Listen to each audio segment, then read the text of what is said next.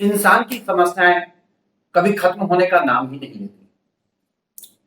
जब देखें तब कोई ना कोई नया समस्या उत्पन्न हो जाता है। इसी समस्याओं पे आज हमारे साथ बात करने के लिए नरेश नौटियाल जी हैं। भूतपूर्व सांसद प्रत्याशी भी रहे और एक अच्छे समाजसेवी हैं, जन जन की आवाज उठाते हैं। आज इसी मुद्दे पर नरेश जी से हम बात करते हैं। नरेश जी नमस्कार। नरेश जी, पिछले 27 तारीख को गौतम बुद्ध नगर जिलाधिकारी पुलिस कमिश्नर लक्ष्मी सिंह से आपकी मुलाकात हुई थी। आप उनसे मिले थे, किस मुद्दे पे उनसे मिले? एक्चुअली क्या, लक्ष्मी सिंह जी से मैं जब वोटिंग थी हमारी उस दौरान मिला था। तो उस दौरान मैंने डिस्कस किया था। तो उस समय मैंने लक्ष्मी सिंह जी को कहा था कि मैं आपसे मिलने आऊँ। उन्होंने भी कहा था कि आप इसके बाद आप मिलना नहीं। तो मैं मिलने गया नहीं उनसे। और किसी रेडी पटरी के उसके और रेडी पटरी और जो सोसाइटी की दिक्कतें समस्याएं हैं, इन समस्याओं को देखते हुए मैंने मिलना। झूठी एफआईआर वगैरह भी हो रही है, इसके बारे में क्या बात हुई आपकी? मेरी देखो, बेसिकली मैंने झूठी एफआईआर, रेडी पटरी और जो सोसाइटी के ग्रुप हाउसिंग में दिक्कतें चल रही हैं, रजिस्ट्री या हर चीज़ क्यों हो रहा है, उसके लिए डिस्कस किया लक्ष्मी सिंह जी से। अच्छा लगा, उनसे मिल गया। उन्होंने मेरा परिचय दिया, पूछा अच्छा तो जानती थी? कहते मैं जानती हूँ। मुझे ये भी अच्छा लगा कि वो जानती है। तो उन्होंने कहा आप शिकायत करें। नहीं, मैं शिकायत कुछ नहीं मेरी, मैं शिकायत लेके आया है। आज तो मैं भेंट बनता के लिए आया और आपसे सिर्फ मिलने आया हूँ, क्योंकि जो पीछे लॉजी कमिश्नर थे उनसे यही बातचीत हुई है। और फोन उठाते थे, आपका फोन नहीं उठता। तो इसके लिए अधिकारिक रूप में उन्होंने कहा, मैं को बुलाया। कहते नौटियाल जी का नंबर आप सेव कर लीजिए, क्योंकि नंबर वही है। तो मैंने उसके लिए उनको धन्यवाद दिया। उसके बाद उनके साथ और मेरे को एक नंबर दिया, या तो ये फिर आप इसमें नंबर पे आप मैसेज डालें। तो मैंने वो नंबर भी सेव कर लिया, वहीं पे मिल गया था मुझे। नहीं, किस मुद्दे पे उनसे बात हुई? मुद्दे पे पहले तो भेंट वार्ता हुई कि मुझे चुनाव के दौरान आपसे मिला था। उस समय इलेक्शन चल रहे थे, तो उतना हम खुल के बात नहीं कर सके। आज खाली विचार बताया कि मैं हूँ, इस कार्य को मैं कर रहा हूँ, आप इस कार्य को कर रहे हैं। उसमें लक्ष्मी सिंह जी किसी से टेलीफोनिक बात कर रही थी अपने थाने में, उसको डांट रही थी, अपने चौकी को और थाने को। तो मैंने उसी के संज्ञान में, मैं बात करना नहीं चाह रहा था, पर उसी संज्ञान में मैंने फिर लक्ष्मी सिंह जी को बताया, जिसे आप बता रही हो कि देखो ये मिले होंगे। मैंने कहा कि झूठी एफआईआर लोग करते हैं, पुलिस वाले करते हैं। बकायदा मैंने नाम लिया है इंस्पेक्टर का। तो उन्होंने कहा नोटिस जी आप कैसे कह सकते हो कि झूठी एफआईआर होती है? मैंने कहा जी मैं तो कुछ साक्ष्य मेरे पास, मेरे तो खुद हुई है। तो लक्ष्मी सिंह जी ने बुलाया, कहते इसकी जांच करो। मैंने कहा जी, कहते मैंने कहा पत्र मैंने दे रखा कार्यालय में, मुझे अभी पत्र लेके मैं नहीं आया। तो एक तो ये बात है। दूसरा रेडी पटरी की बात है, उनकी समस्याएं, उनकी समिति गठन किया जाए। रेडी पटरी की जहां तक बात करते हैं नरेश जी, आज की ही एक घटना है, दर्शकों को भी हम बता दें। गाजियाबाद का इंदिरापुरम में एक पार्क है, स्वर्ण जयंती, जहां पर लाइसेंसी वेंडर से स्थानीय पार्षद जो बीजेपी के हैं 2000, 5000 और 10,000 रुपया रेडी पटरी लगाने का लेते हैं। हर महीने का चार्ज है ये। और ये भी कौन है? तो सत्ता पक्ष के पार्षद हैं। आइए एक वीडियो भी हम दिखाते हैं, जो वीडियो काफी वायरल हो रहा है। नरेश जी, ये वीडियो देखें, किस तरह से एक रेडी पटरी वालों को प्रताड़ित किया जा रहा है।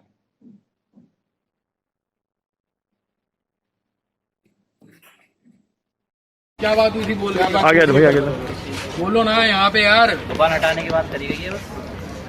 किस लिए दुकान हटाने की बात? दुकान किस लिए हटाने के लिए बात करिए? ये बोल रहे हैं कि चालान कटवाएंगे, दुकानें तोड़वाएंगे तुम्हारी। आज 2 घंटे पहले माननीय पार्षद दिनेश अग्रवाल, जो धीरज अग्रवाल पार्षद जी के समर्थक दिनेश नेगी द्वारा हमसे आज हमारी वार्तालाप हुई। वार्तालाप के दौरान इन्होंने हमसे ये बताया कि हम यहाँ से सारी दुकानें हटा ली जाए, ये सारी दुकानें अवैध है। हमने उनसे ये बात कर रखी कि प्रधानमंत्री द्वारा हमें 10,000 का, 20,000 का, 50,000 का लोन दिया गया है, तो ये दुकानें कहाँ से अवैध हैं?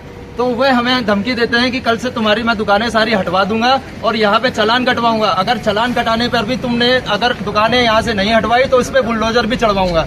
मैं जवाब मांगना चाहता हूँ सारे अपने दुकानदार भाइयों के साथ कि अगर ये दुकानें अवैध थी, आपको तो हमारा समर्थन करना चाहिए। आपको प्रतिनिधित्व करने के लिए मतलब हम लोगों ने आपको वोट दिया है। आप किस अधिकार से हमको ये बोल रहे हैं कि यहाँ दुकान हटा लीजिए?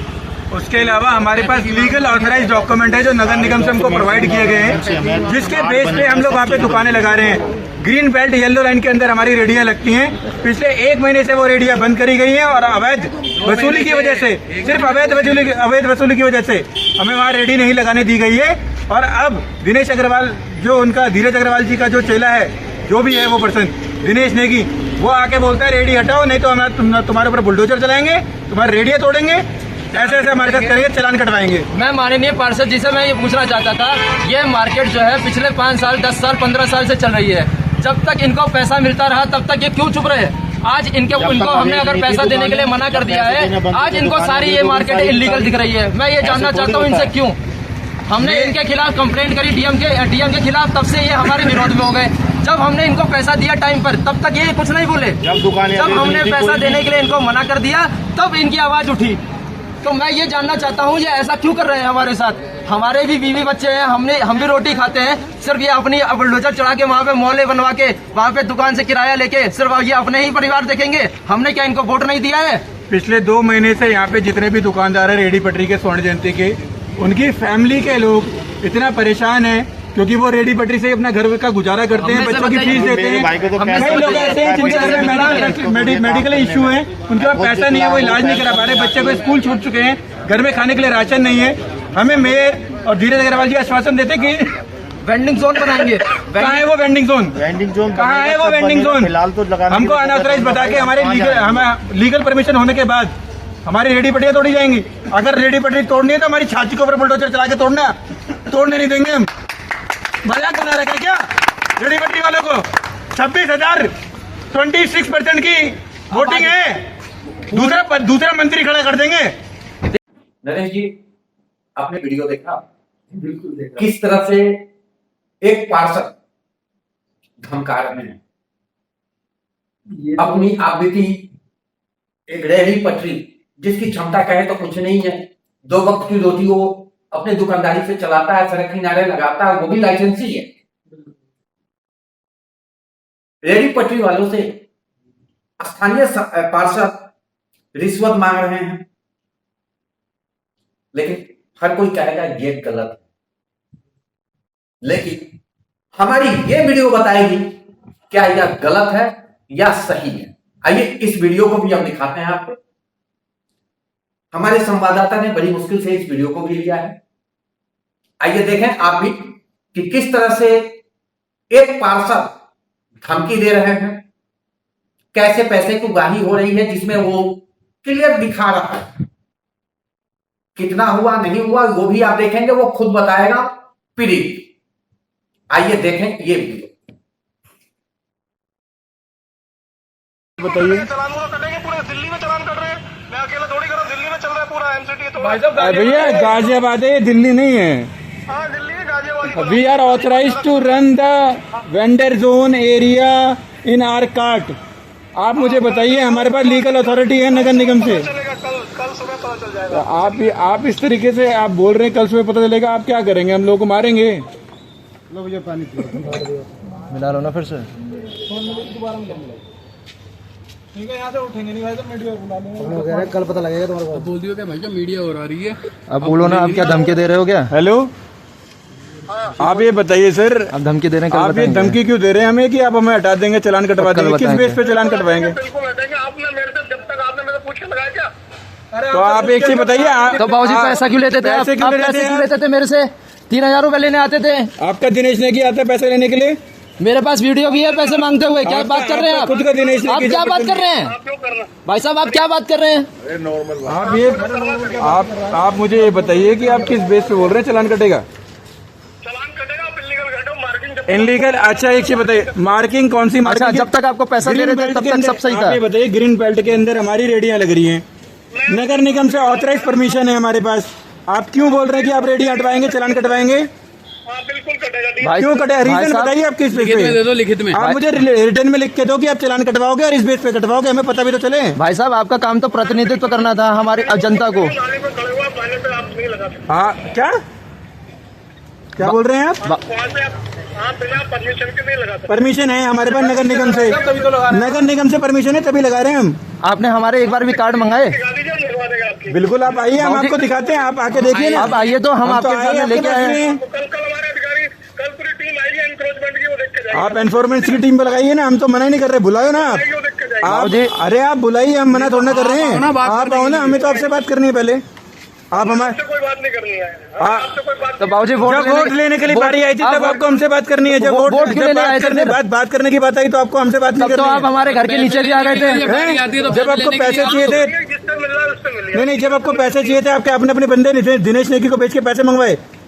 आज आप हमसे बात करना नहीं चाह रहे हैं, ये कोई तरीका बनता है आपका? आप जाइए, नहीं तो आप जाइए, आप आइए सर, हम आपका वेट कर रहे हैं। आप नहीं आएंगे, थोड़ी देर में मीडिया आएगी, फिर हम नहीं जाएंगे बाबूजी, यहाँ पे सारे दुकानदार आएंगे। हम आपके सामने बात करके नहीं जाएंगे। दिनेश जी को पैसा दिया तो प्रूफ है हमारे पास, वीडियो के साथ में।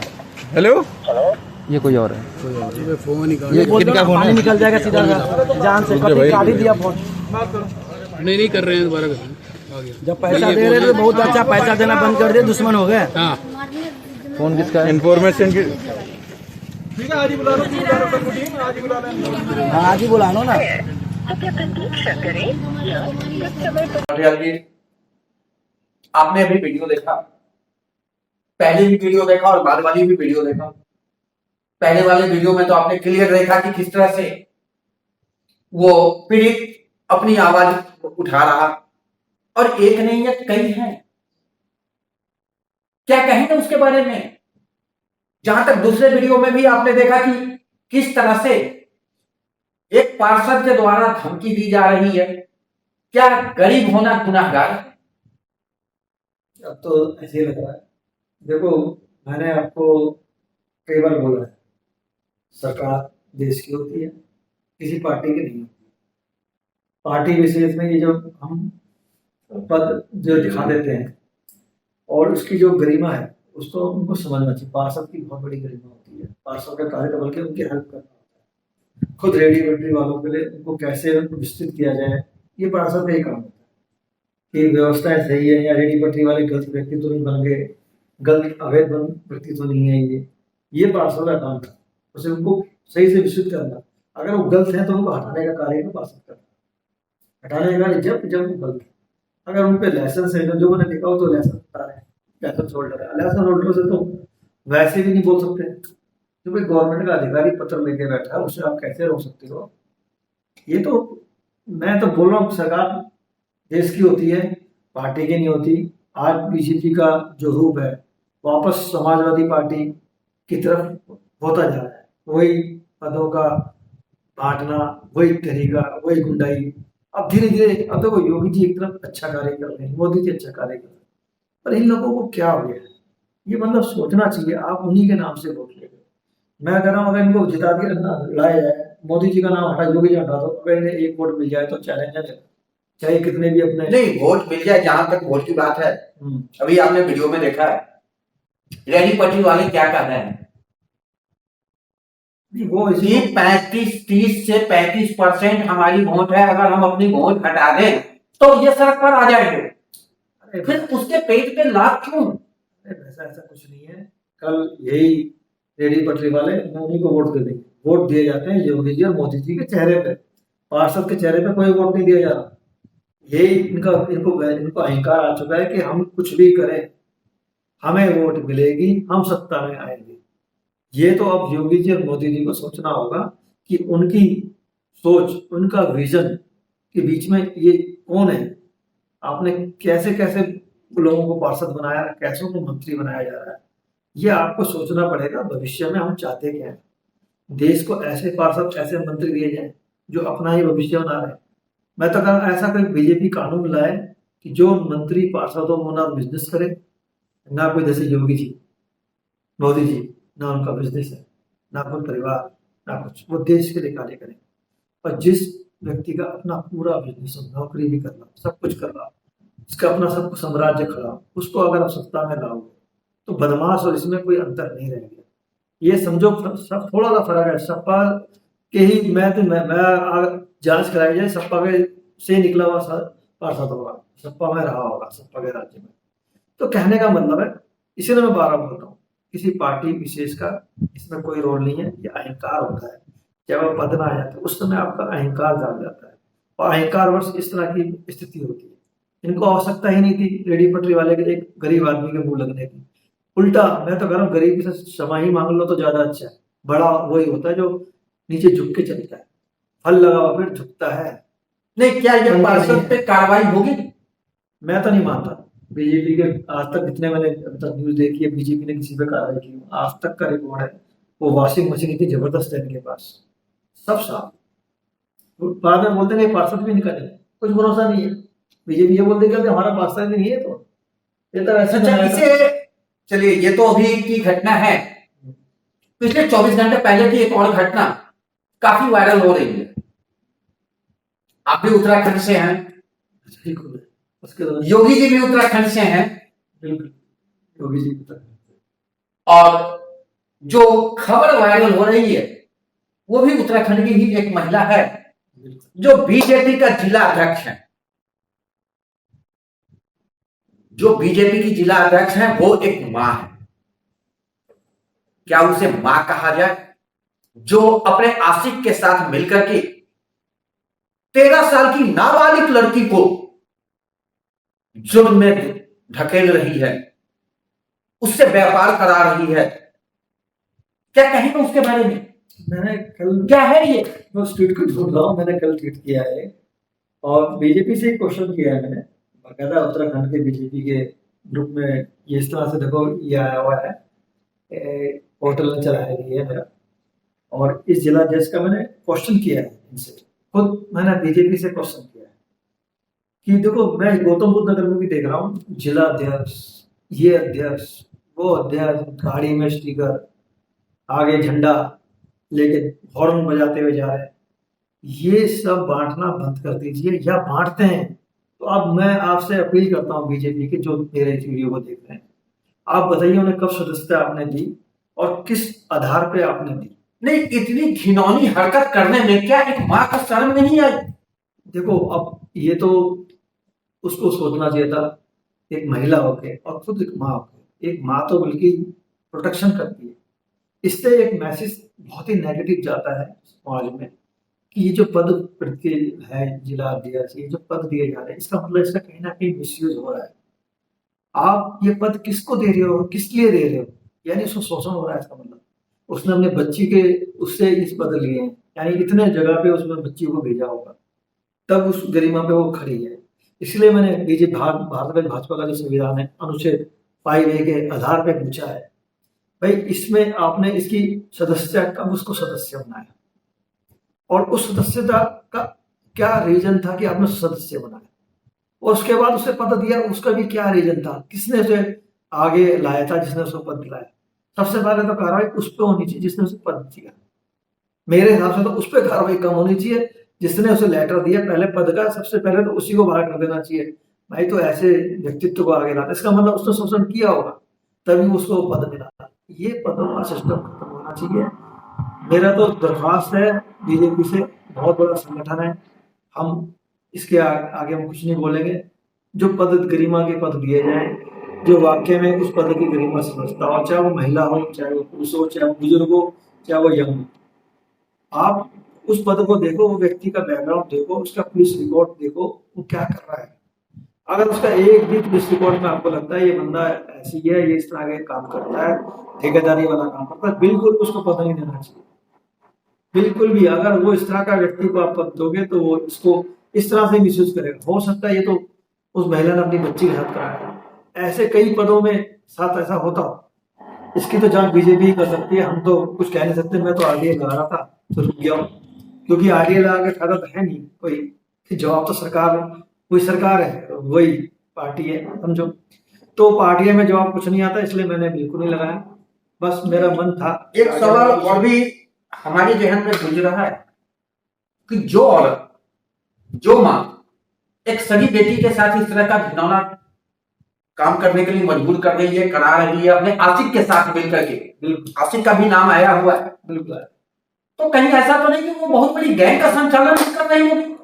मैं भी जो अपने बच्चे के साथ ऐसा व्यवहार कर सकता है उसका ढेर व्यवहार उसका कोई सिस्टम बना रहा, उसके लिए हम नहीं कह सकते, पर ये है कि विचार बना सकते हैं कि अगर जो माँ अपने बच्चे के साथ करा सकते हैं तो किसी और के साथ बहुत बड़ी गैंग चला सकती है। मैं भी। अब इसमें तो देखो मैं अब ये वही आता जाएगी पार्टी का मैं विरोध कर रहा हूँ, बस सच्चाई यही है कि मैं तो यही कहना चाहता हूँ योगी जी को। नहीं, पार्टी का विरोध की बात नहीं होती, एक माँ का विरोध हो रहा है, एक गलत इंसान का विरोध हो रहा है। देखो बेसिकली जिला अध्यक्ष इतना बड़ा सम्मानित पद का अगर महिला इस तरह का कार्य करती है तो इसका मतलब बीजेपी के अंदर जो कार्य करता है उनके ऊपर क्या प्रभाव जाएगा, जो ग्राउंड लेवल पे कार्यकर्ता काम कर रहे हैं, जिन्होंने आज बीजेपी के लिए रात दिन एक कर दिया, जो इस तरह के काम कर रहे हैं उन पर क्या मैसेज उन्होंने दिया। यानी अगर आपको पद लेना है तो इस तरह के कार्य करो, आपको पद मिलेगा। ये एक मैसेज सकारात्मक नहीं आ रहा है, बहुत नकारात्मक मैसेज है। और मैं सरकार बीजेपी सरकार से यही बोलूंगा, पार्टी से यही बोलूंगा कि कोशिश कीजिए इस पर तुरंत अपना अंदर मंथन कीजिए और इस तरह के जितने भी पद आपने बांटे हैं किसी भी, आप देखोगे कि जगह जगह गाड़ियों में आपके स्टिकर लगा रहे हैं। एक तरफ आप कहते हो कि हॉर्न लगाना ये लगाना मना है, तो ये पदों का स्टिकर किस बात के लग रहे हैं? ऐसा कौन सा वो कार्य कर रहा है जिलाधिकारी जो पद लगा के गाड़ी में स्टिकर लगा के बड़े बड़े झंडे लगा के घूमता है? बताइए वो कौन सा कार्य कर रहा है? या तो उसे चुनाव लड़ाओ, विधानसभा का चुनाव लड़े, समझ में आता है चलो चुनाव लड़ेगा, अगला डिक्लेयर करो कि ये चुनाव लड़ेगा 27 में, तब तो हम माने आपसे जो मर्जी पद दो, जहां मर्जी दिलाए घूमे। और इस तरह से क्या हो रहा है आपके हर जगह पे ऐसे ऐसे पद बांटे, मैं तो समझ ही नहीं पाता हूँ कौन सा पद कौन सा है। अब जिला अधिकारी भी कई तरीके के हैं, एक ही जिले में कई अधिकारी हैं, उसके नीचे कई हैं, तो ये सब एक तरह से संगठन बन रहा है जो कि बाद में बीजेपी को ही भारी पड़ेगा।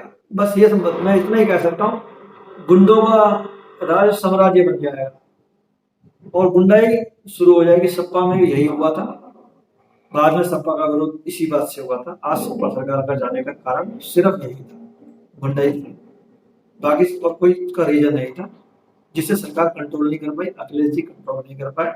आज अखिलेश जी बाहर, योगी जी ने अच्छे कार्य किए हैं, उनके कार्यों में यह एक तरह का धब्बा है। सच तो यह है कि इस तरह के इंसान पर शीघ्र ही कार्रवाई नहीं हुई तो कोई भी पार्टी की तरफ से विश्वास उठता जाएगा। कोई भी इस तरह की औरत के साथ अपने घर की बहू बेटी को इनके प्रचार में नहीं भेजेगा और जिसका खामियाजा हमारे सत्ता पक्ष को उठाना पड़ सकता है। तो जितनी जल्द हो इस पर कार्रवाई कर ली जाए। एक बात बोलूंगा मैं बीच में टोक के, मैं मोदी जी से बस यही अपील करना चाहता हूँ, जितने भी वोट बीजेपी को मिल रहे हैं, मैं आज कहीं भी आप लिख के बिल्कुल बोर्ड में लिखना कर देता हूँ, योगी जी और मोदी जी का फेस में ही मिल रहे हैं, दो राहें नहीं है। अगर नेताओं को भ्रम है तो निकाल दें हिंदुत्व और मोदी जी और योगी जी का फेस। हम चाहते हैं उनके फेस को इस तरह से धूमिल ना किया और जो अच्छा कार्य करा उसे अच्छा बोला जाए। उन्होंने आज तक ऐसा कोई कृत्य नहीं किया, ना ऐसा कोई भाषण दिया कि जिसमें इस तरह की बातें।